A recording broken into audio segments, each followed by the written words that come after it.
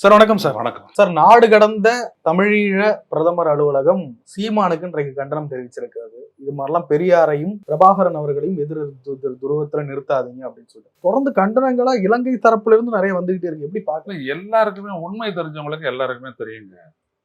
அது என்னன்னா, தலைவர் மேதகு பிரபாகரன் வந்துட்டு பாத்தீங்க அப்படின்னா, அவர் ஒரு காலகட்டத்துல பழனி இந்த மாதிரிலாம் போயிருக்காரு, பண்ணியிருக்காரு. இங்க திருப்பூரூர்ல இருக்க கோயில தான் திருமணம் நடந்துச்சு, எல்லாம் நடந்துச்சு.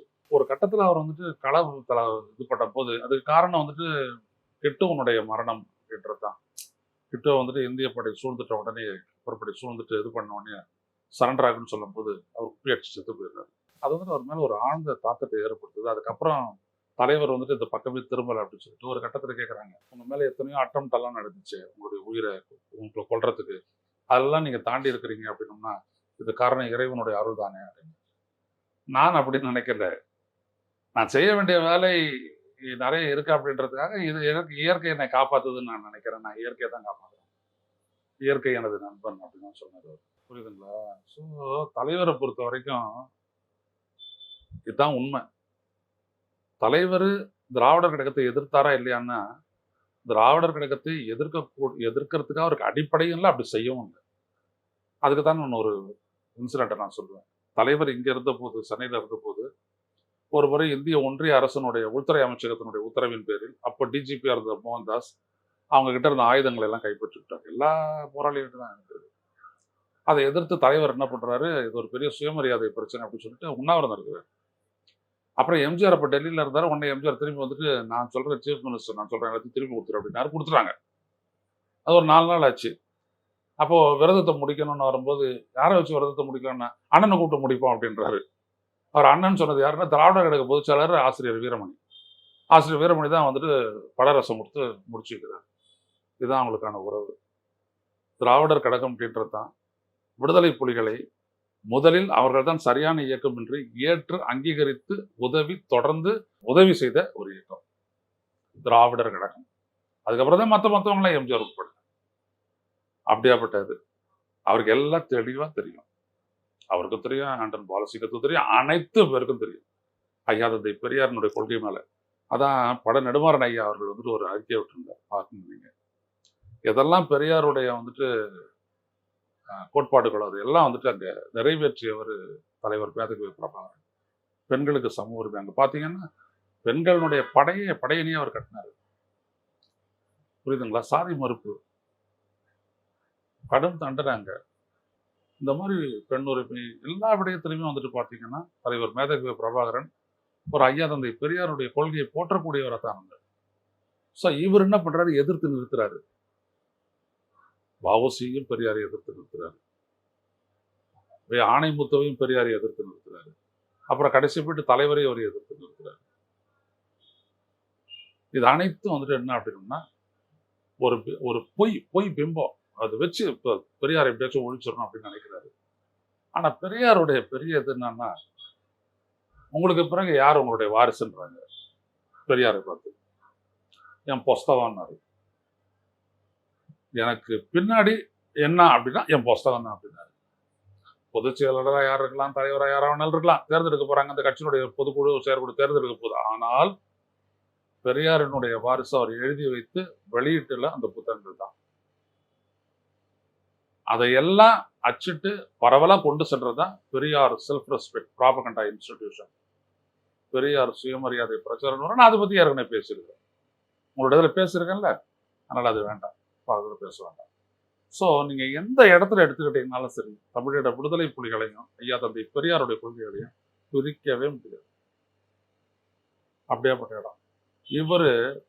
இவருடைய வசதிக்கு இதெல்லாம் எப்படி யார் கண்டுபிடிக்க போறாங்க அப்படின்றதுனால ரெண்டாவது அவர் நினைக்கிறாரு பிரபாகரன்லாம் இல்லைன்னு நினைக்கிறாரு, அது புலிகள்லாம் ஒடுக்கப்பட்ட இயக்கம் நினைக்கிறாரு. அதனால அவர் விஷயத்துக்கும் புழுவினாரு. உடனே இவங்க அறிக்கை கொடுக்குறாங்க, எங்க கிட்ட காது கொடுத்தாரு அப்படின்னு சொல்லி. இதுக்கு சாதகமா ஒரு அறிக்கை வந்துச்சு. அதான் நான் சொன்னேன், அது ஈழ அறிக்கையே கிடையாது, அதனுடைய சொற்கள் வந்துட்டு ஈழத்தமிழ் சொற்களே இல்லைன்ட்டு முதல்லையே. இப்போ வந்துட்டு இப்போ சரியான நபர்களுக்கு இந்த அறிக்கையை வருது, அவங்க சொல்றாங்க. தொடர்ந்து இப்படி பெரியாரை எல்லாம் பேசிவிட்டு விமர்சிச்சுட்டு ஈரோட்ல நின்றுருக்காரு. இனியும் அவருக்கு ஏறுமுகம் அரசியல் இருந்துகிட்டே இருக்கு அப்படின்னா வரவே வராதுங்க. பெரியாரை தொட்டுட்டு யாரும் வாழ்ந்ததில்லை. பெரியார் அப்படின்றது தமிழ்நாட்டு உளவியலோட பெரியாரியல், அவருடைய கருத்துக்கள், அவருடைய கொள்கைகள், அவருடைய போராட்டங்கள், அது வந்துட்டு தமிழ்நாட்டு மக்களிடையே ஊடுருவனதுனால தான் 40க்கு 40 டிஎம்கே, வேற ஒன்றும் கிடையாதுங்க. நான் டிஎம்கேக்கு விட்டு போட்டேன். ஏன் போட்டேன்? பிஜேபி வேணாம். இப்படிதான் அப்படிதான் ஓட்டு போடுவோம். ஏன் அப்படின்னம்னா தமிழ்நாட்டு மக்களுடைய அரசியல் உளவியல்ல பெரியாருடைய சிந்தனை தாக்கம் பெருசு. அதனாலதான் இவங்க வந்துட்டு இங்க வந்துட்டு பிள்ளையார் ஊர்வலம் விட்டு பார்த்தாங்க, 30 வருஷமா நடக்கல. அப்புறம் பாத்தீங்க அப்படின்னம்னா வேலை சுமந்துக்கிட்டு ஓம் முருகா அப்படின்னு சொல்லிட்டு போனாங்க, நடக்கல. என்னென்னவோ பண்ணி பாக்குறாங்க, எதுவுமே நடக்கல. கடைசியா இப்ப திருவள்ளுவருக்கு வந்துட்டு காவி போடுறாங்க, நடக்கல. வள்ளலார் பெருமானை வந்துட்டு அவர் வந்துட்டு பாத்தீங்கன்னா அந்த இந்து தர்மத்தினுடைய வழிகாட்டின்ற அதெல்லாம் எதுவுமே கிடையாது. தமிழ்நாட்டு மக்கள் மாறவில்லை, மாறவும் மாட்டாங்க. இன்னைக்கு திமுக அதிமுக 2 பெரிய கட்சிகள் இங்க இருக்குது பலமோடு அப்படின்னா பெரியாருடைய சிந்தனையினுடைய தாக்கம் தான் அதனுடைய அடிநாதம், பெட்ராக், மறுக்கவே முடியாது. ஸோ சீமான் வந்துட்டு இதெல்லாம் வச்சுட்டு எதிர்த்தெல்லாம் பண்ணுவாங்க. அவர் என்ன நினைக்கிறாரு, ஒரு ஓட்டு பேங்க் உருவாக்குறது. இது இன்னைக்கு நான் சொல்ல வரேன், சீமான் அவர்களே, இந்து ஓட்டு பேங்க் அப்படின்றது ஒன்றத்தை உருவாக்குங்க அப்படின்னு சொல்லிட்டு ஒரு முறை செல்வி ஜெயலலிதாவை சந்திச்ச எல்கே அத்வானி சொல்றாரு. ஜெயலலிதா அதை வச்சுதான் வந்துட்டு இந்த பூமி பூஜா இல்ல, அதுக்கெல்லாம் செங்கல்லாம் அனுப்புனாங்க. அதிமுக கடைசிலாம் செங்கல்லாம் எடுத்துட்டு போனாங்க. ஆனா கொஞ்ச நாள்லயும் உணர்ந்துட்டாங்க ஐசோலேட் ஆயிடுவோன்ட்டு. அதனால தான் எல்லாத்தையும் மாத்திட்டு மறுபடியும் அந்த தவறு செய்ய மாட்டாங்க. பின்னால அவங்க சேர்ந்தாங்க, வந்தாங்க, போனாங்க. ஆனா அதை எடுத்துக்கொள்ளவே இல்லை. அதை விட ஸ்ட்ராங்கா எம்ஜிஆர் இருந்தாரு. எம்ஜிஆர் என்ன சொன்னாருன்னா, ஒருவேளை ஆர்எஸ்எஸ் பத்தி அவரோட பேசும்போது, ஒருவேளை இது கல்கி சார்பா எடுக்கப்பட்ட பேட்டி, ஒருவேளை காந்தி வந்துட்டு கொல்லப்பட்டிருக்கல அப்படின்னா நீங்க ஆர்எஸ்எஸ் ஏத்துக்கிட்டு இருந்திருப்பீங்களா அப்படின்றாங்க. எம்ஜிஆர் என்ன பதில் சொல்ல தெரியுங்களா? மகாத்மா காந்தி கொலை நடக்கலை அப்படின்னோம்னா இவ்வளவு மோசமான ஒரு வன்முறை இயக்கம் ஆர்எஸ்எஸ் அப்படின்றது மக்களுக்கு தெரியாமலே போயிருக்குனாரு. தலைவன் அவன், தெரியுதா? எம்ஜிஆர் நடிகர் புடலங்கான்றீங்களே, எப்படி பதில் பாருங்க எப்படி இருக்குதுன்னு. இப்படியா அப்படியான்னு கேக்குறாங்க. அது நடக்கல அப்படின்னோம்னா இது பெரிய வன்முறை இயக்கம்ன்றது தெரியாமலே போயிருக்கோனார் பாருங்க. எவ்வளவு தெளிவா இருக்கிறாரு பாருங்க. சில குற்றச்சாட்டுகள்லாம் கூட எம்ஜிஆர் காலத்துல தான் ஆர்எஸ்எஸ் அப்படியே வேறுன்றுச்சு அப்படின்னு. அவர் விட்டுட்டு வேற இருக்கிறதெல்லாம் மண்ணாதி மண்ண. எம்ஜிஆர் எம்ஜிஆர் மாதிரி கேடர் பேஸ்டு பீப்புள் பேஸ்டு பாலிட்டிஷியன் ரொம்ப கம்மி. ஊழல்களெல்லாம் இருந்துச்சு, அதான் வேற கதை. அது இந்தியாவே புறையோடி போயிட்டு இருக்க போதிக்க மட்டும் ஒன்றும் தனியா வந்துட்டு நம்ம சோறு அடிக்க முடியாது, வேற. அவ்வளவுதானே தவிர வரும். பட் அவரை பொறுத்த வரைக்கும் அந்த தெளிவு இருந்துச்சு. ஜெயலலிதா கிட்ட அது கொஞ்சம் இறங்குச்சு. அப்புறம் அப்படியெல்லாம் பிடிச்சதுனாலதான் வந்துட்டு சங்கராச்சாரியாரை வந்துட்டு சங்கரராமன் கொலை வழக்கில் அரெஸ்ட் பண்ணி தூக்கி உள்ள வச்சாங்க. இந்தியா முழுவதும் எதிர்த்த ப்ரெஷர் இருந்துச்சு. அதெல்லாம் தாங்கினாங்க அப்படின்னோம்னா அதுக்கு காரணம் ஐயா தந்தை பெரியாருடைய கொள்கை. சமூக நீதி காத்த வீராங்கனை 69% இடஒதுக்கீட்டுக்கு சட்ட அங்கீகாரம், சட்ட பாதுகாப்பு 9th ஷெட்யூல்ல சேர்த்தது காரணம் தந்தை பெரியார். நீ எல்லாம் யாரு? உன்னால என்ன பண்ண முடியும்? ஒரு அசைவை நீ காட்டு. இந்திய கான்ஸ்டிடியூஷனுக்கு உட்பட்டு இந்திய ஒன்றியத்துல உன்னுடைய சாதனை என்ன சொல்லு. நாங்க சாதிச்சிருக்கிறோம். 600 கிலோமீட்டர் மனித சங்கிலி போராட்டம், பேரழிப்புக்கு எதிரான பேரியக்கம், காக்காயர் அல்லினின் நாங்க எல்லாரும் சேர்ந்து பண்ணோம். எல்லா அரசியல் கட்சிகளும் கொண்டு வந்தோம். நாங்க போராடணும். உன்னுடைய பங்குல என்ன இருக்குது? உன்னால என்ன நடந்துச்சு? You are nothing in front of Periyar. நீ ஒரு சின்ன ஒரு மண் துளி கூட கிடையாது, ஒண்ணுமே கிடையாது. அதனால அவரை தொட்டினா நீ அழிவ. ஏன்னா மக்களுக்கு தெரியும் இருக்கிற ஒரு தாத்தனும் பழைய சாதிய ஆதிக்கத்தையும் சுரண்டலையும் சொல்லிட்டு தான் செத்து போயிருக்கிறான். எனக்கு என் தாத்தன் சொன்னான். அது மாதிரி ஒருத்தருக்கு ஒரு தாத்தன் சொல்லியிருப்பான். அதனாலதான் இன்னைக்கு இந்த மாதிரி இருக்குது. வேறே பெரியார். இங்க இருக்கிற தலைவர்களுக்கெல்லாம் தலைவர் பெரியார்ன்றதான் உண்மை. சிந்தனை தளத்துல, சகோதரத்துவத்துல, நாடு பல்வேறுபட்ட இடங்கள்ல அண்ணல் அம்பேத்கர் இவங்களெல்லாம் பிரிக்கவே முடியாது. அதெல்லாம் தெரியாத வேணா ஏதாவது பேசிட்டு போலாம். ஆனா இவன் தெரிஞ்ச புழுக. சிலர் கூட கேக்குறாங்க, ஏன் அந்த மாதிரி மரியாதை கொடுத்து பேச மாட்டீங்களா? எது? எப்படி இது? இவர் என்ன சொல்றாரு பாருங்க, அவரெல்லாம் பத்தி. கல்யாணம் பண்ணிக்கிறார், சொத்து எடுத்துக்கிட்டார், தெரியாத மாதிரியே அப்படியே மக்கள் கிட்ட வந்துட்டு எடுத்துட்டு போயிட்டு ஒரு தவறான ஒரு உருவகத்தை பெரியாரை பத்தி விதைக்க வேண்டியது. கொடுமை இல்லை இதெல்லாம். அதனாலதான் சொல்ல வரேன், பெரியாருக்கு தான் நாங்க ரெஸ்பாண்ட் பண்றோம். நீ சொல்லு. ஒரு விஜய் சொன்னாரு, பெரியாரை நாங்கள் எங்களுடைய கொள்கை முன்னோடியா எடுத்துக்கிறோம், வழிகாட்டியா எடுத்துக்கிறோம்னு. புக் எக்ஸிபிஷன்ல நிறைய புத்தகம் வந்தது பெரியாரை பத்தி. ஏன் இளைஞர்கிட்ட போயிடுச்சு? அதுதான் இவர் கர்ஜித்ததுக்கு காரணமே அங்க இருந்து ஆரம்பிக்குது. இந்த செய்தி வந்துச்சு, பெரியாருடைய புத்தகம் இதுவரை இல்லாத அளவிற்கு இந்த ஆண்டில் விற்பனை அதிகமா. அப்போ கேட்குறாங்க அந்த பொண்ணுங்க கிட்ட, ஏன் அப்படின்னு. இல்லை, நாங்க இது வரைக்கும் பெரியாரை வந்துட்டு ஒரு கடவுள் மறுப்பாளர் தான் நினைச்சுக்கிட்டு இருந்தோம். ஆனா அதையும் தாண்டி பெண்ணுரிமை பற்றி மற்ற விடயங்களையும் அவர் ஏராளமான விடயங்களை கொள்கையில சொல்லியிருக்காரு. அவர் தெரிஞ்சுக்க பொறுப்படுறோம், உடனே வாங்குறோம். நாங்க நிறுத்தவே முடியாது உன்னால. நீங்க RSS எல்லாம் தலைகீழ நின்று தண்ணி குடிச்சிங்கனாலும் அதை நிறுத்தவே முடியாது. அவ்வளவுதான்.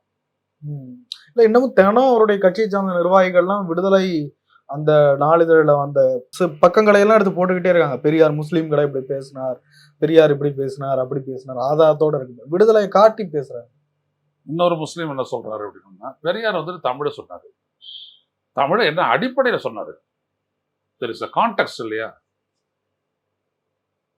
ஏன் தமிழை காட்டு முன்னாடி முன்னதுல இருக்க எல்லாம் பக்தி இலக்கிய குப்பை அப்படின்னு சொன்னாரு. முன்னேற்ற சிந்தனைக்கான எதுவும் இல்லை இப்படிதான் சொன்னாரு. ஆனா அதே பெரியார் தானே திருக்குறளுக்கு மாநாட்டு எடுத்தாரு.